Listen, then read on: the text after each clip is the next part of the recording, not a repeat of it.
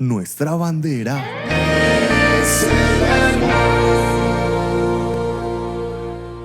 Saludos, amada iglesia, bienvenidos a nuestro tiempo de reunión familiar, Iglesia Cristiana Confraternidad La Floresta, en nuestro portal allí en YouTube, Confrafloresta. Bienvenidos, es un honor muy grande. En esta oportunidad vamos a tener un tiempo muy lindo hablando de historia de la Iglesia Cristiana Evangélica en Colombia. Bienvenidos todos los amigos que nos siguen a nivel internacional, a nivel nacional, regional y local, todos los hermanos de la Iglesia. No te vayas a perder ninguno de los temas que vamos a tratar por todo este mes, porque va a ser algo extraordinario. Saber de dónde venimos, dónde estamos y para dónde vamos como pueblo cristiano a nivel de Colombia. Vamos entonces a prepararnos después de haber estudiado todo el tiempo historia de la Iglesia internacional, que fueron los temas pasados. En esta oportunidad vamos a ver la otra mitad del Evangelio. La Iglesia Evangélica Cristiana llega a Colombia. Y el tema va de 1825 a 1865, nuestra primera generación de cristianos en el país. Le voy a pedir el favor a nuestro ingeniero Julián, que hace un trabajo tan extraordinario, que nos coloque en pantalla el cuadro que nos resume todo lo que vamos a estudiar en este mes. Y su servidor propone que vamos a dividir por generaciones de 40 años la llegada del Evangelio a Colombia, desde 1825 hasta la quinta generación, que va hasta el 2029. Entonces, la primera generación es 1825 a 1865, titulada La otra mitad del Evangelio. Segunda generación, de 1866 a 1906, titulada Métodos evangelísticos cristianos en el país. Tercera generación, 1907 a 1947, controversias doctrinales en el país. Cuarta generación de cristiandad evangélica en el país, va de 1948 a 1988, y lo he denominado pluralismo en la iglesia. Y por último, la generación que estamos viviendo de 1989 más 40 años hasta el 2029, ¿sí? 1989 al 2029, y se titula Sincretismo evangélico religioso en el país. Tintico bueno hasta la última gota. Esos son pues las 5 generaciones que vamos a estudiar, que nos va a ayudar mucho. Anímense pues a disfrutar de esta entrega de estos 5 temas, y vamos a arrancar con el primero, el imperativo de hacer discípulos. Y dice así el texto de Mateo 28, 16, 20. Pero los 11 discípulos se fueron a Galilea, al monte donde Jesús les había ordenado, y cuando le vieron, le adoraron, pero algunos dudaban. Y Jesús se acercó y les habló diciendo: Toda potestad me es dada en el cielo y en la tierra. Por tanto, id y hacer discípulos a todas las naciones, bautizándolos en el nombre del Padre y del Hijo y del Espíritu Santo, enseñándoles que guarden todas las cosas que os he mandado, y aquí yo estoy con vosotros todos los días hasta el fin del mundo. Que el Señor añada bendición a su palabra. Este texto es muy hermoso porque es el imperativo donde Dios le dice a la iglesia primitiva recién fundada: vayan pues, lleven el Evangelio a todos los rincones de la tierra. Y vamos a ver qué pasó en este rinconcito que se llama Colombia, un país multidiverso, un país con muchas expectativas, algo extraordinario. Y antes de adentrarnos a la otra mitad del Evangelio, 40 años de 1825 a 1865, permítanme recordarles: cuando estudiamos cristianismo internacional, recordemos que en 1517 Martín Lutero, el monje agustino, produce la Reforma Protestante, y esa Reforma Protestante la absorbe toda Europa, menos España, menos los reyes católicos en España. Y estos reyes, cuando revienta la Reforma Protestante, también se descubre América, y también aparece la invención de la imprenta por Gutenberg. O sea, esos tres elementos fueron vitales para lo que sucedería de ahí en adelante para acá. Entonces, en ese orden de ideas, familia, recordemos que los ingleses llevan el evangelio completo al norte de América. Repito, Cristo, ¿qué es el evangelio completo? Cristo nació de una virgen, Cristo creció, Cristo estuvo sujeto a sus padres, Cristo comenzó su ministerio a una edad aproximada de 30 años, predicó, enseñó, sanó, hizo de todo testimonialmente, ministerialmente, pero muere en la cruz. Y no se queda en la cruz, sino que resucita, quiere ser tu salvador, tu redentor, tu confidente, tu consejero, tu socio, quiere bendecirte y quiere redimirte por la eternidad. Ese es el evangelio completo. Pero los españoles llegan al Centro y Suramérica con la mitad del evangelio no más. Esa es una tesis que su servidor plantea en sus escritos, en los libros que he escrito. Es más una interpretación de la historia, no, yo no estoy proponiendo nada nuevo, es una interpretación de la historia y dice el concepto que los reyes católicos mandan pues a Cristóbal Colón, a Centro y Suramérica, llegan pues a América, pero traen solo la mitad del evangelio. Cristo nació de una virgen, Cristo creció, se sujetó a sus padres, predicó, enseñó y murió en la cruz. Hasta ahí no más. Y sabemos las consecuencias de esto porque la tesis que manejo y propongo es que el adorador toma las características de lo que adora. En ese orden de ideas, Centro y Suramérica se convirtieron en países en vía de desarrollo hasta el día de hoy, mientras que el evangelio completo hizo que estos países que abrazaran la reforma protestante y un evangelio completo llegaran a ser potencias. Pero en 1825, y aquí comienza ya el primer periodo que queremos hablar, aparece la llegada del evangelio completo de los misioneros que mandaba a Estados Unidos a otras partes del mundo, y el protestantismo evangélico llega a Colombia a las altas esferas sociales del Senado, por medio de las Sociedades Bíblicas Unidas, gracias a Dios por eso. Ojo con eso. Empecemos a tomar nota. 1825 comienza a llegar el evangelio a las altas cortes, a la alta sociedad del país, al Senado, a través de las sociedades bíblicas internacionales, que eran los que producían las Biblias, las que las multiplicaban y todo esto. Íbamos muy bien, ¿sí?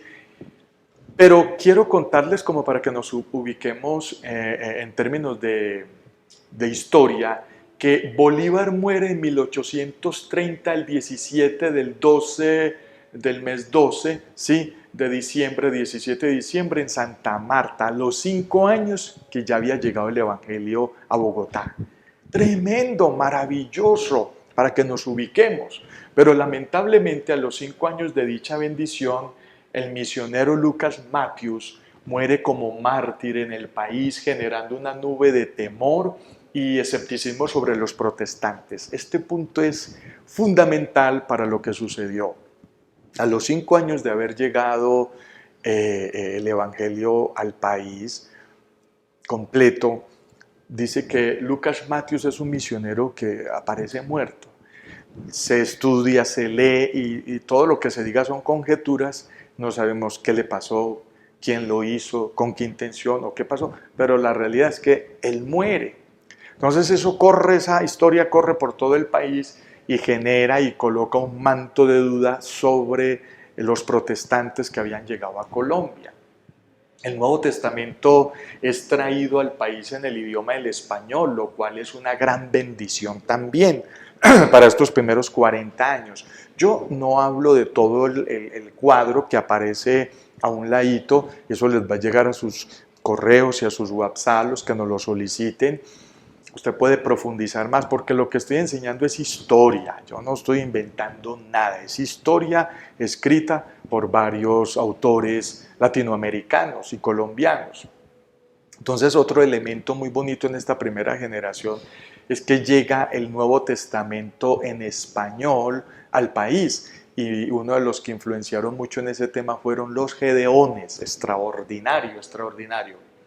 Otro elemento muy bonito es que la tensión entre la doctrina de la iglesia tradicional en Colombia empieza a chocar con la nueva doctrina bíblica cristiana por temas como la Virgen María. Entonces no es tan bonito, es triste reconocer esto, porque es que cuando el Evangelio llega al país, la iglesia tradicional tiene un poco menos de 300 años de adelanto. Entonces miremos esas variables.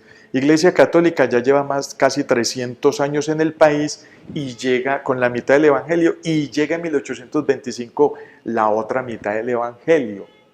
Entonces, la doctrina tradicional católica, que honraban y adoraban a María, choca muy fuerte con la doctrina protestante, que decía, en el mejor de los casos, que María era una mujer normal, que tuvo su familia con José, que fue una mujer admirable. Pero lamentablemente los protestantes que llegan al país llegan en dos corrientes. Por un lado, los extremistas legalistas, que son los que hablan muy mal de María y se ponen en contrapunteo con la iglesia tradicional. Y por el otro lado, las misiones que hacen más énfasis en la preparación de los ministros, de la cual la Confrap forma parte. Y nosotros, los que estudiamos a profundidad la teología y la palabra de Dios, no hablamos mal de María, no debemos hablar mal de la Virgen María, sabiendo que es la primera cristiana sobre la tierra. Pero ahí ya hay un elemento también para tener en cuenta: la tensión y el choque entre las doctrinas católicas y evangélicas. Otro punto: ser protestante en esta primera generación de cristianos bíblicos evangélicos era un problema de mala reputación para ser recibidos en escuelas y en otros menesteres. Lamentablemente la muerte de Lucas Matios, lamentablemente hablar mal de la Virgen María, choques doctrinales, comenzaron a generar una reputación muy negativa para los protestantes. Ese era el nombre peyorativo en esa época. Y parece que los primeros misioneros no tuvieron el cuidado de hacer una transculturización con prudencia, ya que se impusieron muchos asuntos que con el tiempo se convirtieron en problemas. La transculturización de la cultura americana llegando al país, no hubo una buena transición con la cultura latina colombiana, y vamos a ver en las otras generaciones las dificultades que se armaron. Este periodo, para ubicarnos históricamente, puede ir desde Santander con la República de la Gran Colombia y termina más o menos con Tomás Cipriano de Mosquera, que se sublevó y proponía un estado de los Estados Unidos de Colombia, ¿sí? Tomás Cipriano de Mosquera proponía un Estados Unidos de Colombia, y eso fue un choque, una tensión muy fuerte desde Bogotá. Estas son características generales de este periodo. Vamos a ver qué aprendemos de la llegada del Evangelio a nuestro país desde 1825. Dice así: que conocer nuestra historia nos puede ayudar mucho a entender nuestra realidad hoy para mejorar nuestro testimonio. Yo le suplico, yo le ruego a la iglesia que multipliquemos estos videos.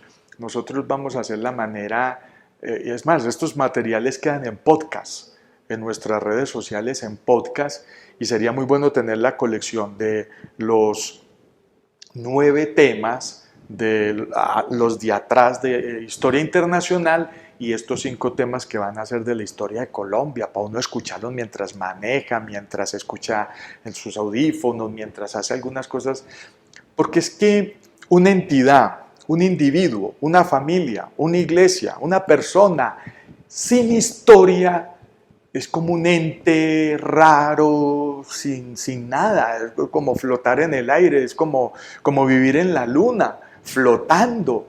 Si algo nos hace aterrizar y poner los pies sobre la tierra, es la historia, sea buena, regular o mala, pero es historia. Entonces, ¿qué aprendemos de este primer periodo? Hay que darle la bienvenida a conocer la historia de la iglesia. ¿Qué me genera mi escozor? ¿Qué me genera mi tristeza? Que es que ese es un tema que solo se maneja a nivel de seminarios bíblicos, a nivel de pronto uno que otro instituto, y no más. Pero la oveja criolla, la oveja de a pie, el cristiano terrícola, el cristiano normal no conoce esa información. Yo amo la historia de la iglesia cristiana y este es mi tratado bíblico con el que fui evangelizado a los 15 años de edad, un tratadito bíblico de 236 páginas, ¿sí? Escrito por el señor Hurbunt, la historia de la iglesia cristiana. Entonces, yo les animo para que multipliquemos este videíto de YouTube, se lo mandemos a familiares, etcétera, etcétera, y va a ser de mucha bendición para todos. Entonces, historia de la iglesia cristiana hay que conocerla. Entregarle al pueblo evangelizado la palabra de Dios en su idioma no tiene precio y su impacto es incalculable. Eso es otra cosa que aprendemos tan hermosa. En Colombia, cuando empezó a llegar la Biblia, sí, por lo menos el Nuevo Testamento, tuvo un impacto parecido a lo que hizo Martín Lutero cuando tradujo del griego al Nuevo Testamento al alemán allí en este país. Eso fue algo extraordinario. Lamentablemente había mucha presión para los que leyeran el Nuevo Testamento o la Biblia entera, y eso lo vamos a ver en otras generaciones. Pero valió toda la pena que llegara el Evangelio a Colombia en esta primera generación. Otra cosa que aprendemos es que lamentablemente la muerte del misionero Lucas Matthews contaminó los cimientos de la iglesia evangélica, haciendo mucho daño. Me explico. El Evangelio llegó a las altas sociedades, al Senado. Iba muy bien, pero con la muerte de Lucas Matthews, el Evangelio cayó y prácticamente ya no se movía sino en las clases sociales bajas, a escondidas y con miedo. O sea, eso fue algo que generó un daño irreparable para la iglesia cristiana evangélica en el país. Y lo vamos a ver en los otros temas, en las otras entregas. Por último, las discusiones necias sin sentido ni razón sobre la persona de la Virgen María no deben continuar en nuestro contexto, sino que debemos disponernos a seguir su ejemplo como la primera cristiana sumisa y obediente al hacer la voluntad de Dios. Al ladito de lo que aprendemos, nuestro ingeniero coloca un gráfico muy interesante sobre el avance evangélico, ¿sí?, en América para esas épocas. Muy interesante. Para ir terminando, querida iglesia, déjenme decirles que el último punto que leí,